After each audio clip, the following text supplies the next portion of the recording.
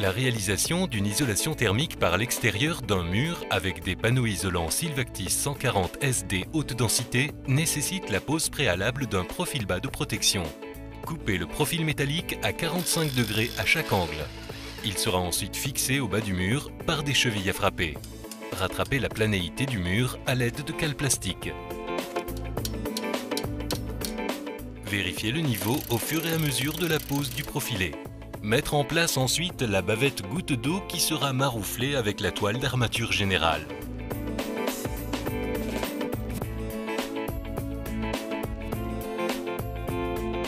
À la jonction entre deux profilés, décalez la bavette de 10 cm afin d'alterner les joints. Préparez ensuite le mortier de collage des panneaux Sylvactis. L'application de la colle se fait par deux plots au centre du panneau et d'un cordon périphérique afin d'éviter toute ventilation parasite entre l'isolant et le support. Les panneaux sont immédiatement plaqués au mur support avec un léger mouvement de va-et-vient. Les panneaux doivent être montés très jointifs. Vérifiez le niveau à l'avancement de la pose des panneaux. La fixation mécanique des panneaux est réalisée par chevillage au support. Prévoir 5 percements par panneau en partie courante et rajouter une troisième fixation à chaque extrémité, partie basse et haute du mur et au droit de chaque angle. Mettre en place les chevilles plastiques spéciales et enfoncer le clou d'expansion à l'aide d'un marteau. La pose de la cheville se fait à fleur des panneaux Sylvactis.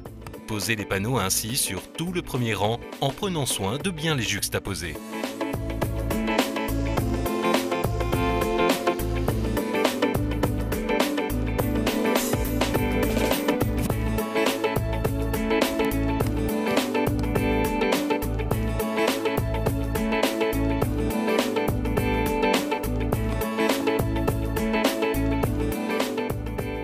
Bien plaquer les panneaux au support tout en vérifiant la verticalité avec un niveau à bulles.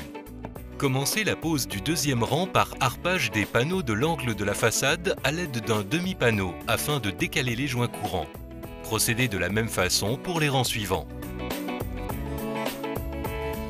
La mise en œuvre de l'enduit de base en partie courante se fait en deux passes. Une première pour fixer l'armature de verre, puis une couche de lissage avant l'application de la couche de finition. La première passe est appliquée sur toute la surface de l'isolant à l'aide d'une taloche crantée.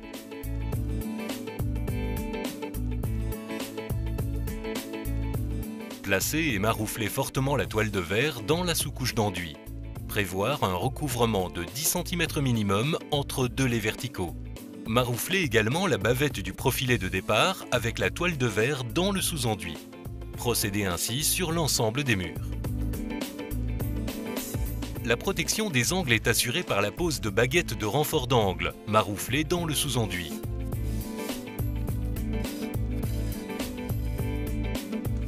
Une fois la toile de verre posée, appliquez une deuxième couche de lissage avant finition. Le lissage se fait à l'aide d'un couteau flamand.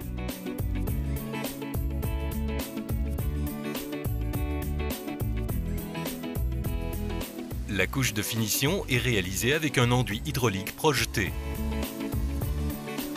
Appliquez de façon homogène sur tout le mur une première passe d'accrochage, puis la talochez immédiatement pour obtenir une surface plane et sans défaut à la couleur de la couche de finition.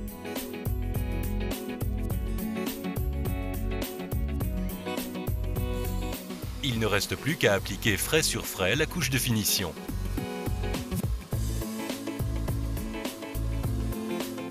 Celle-ci peut être soit talochée écrasée,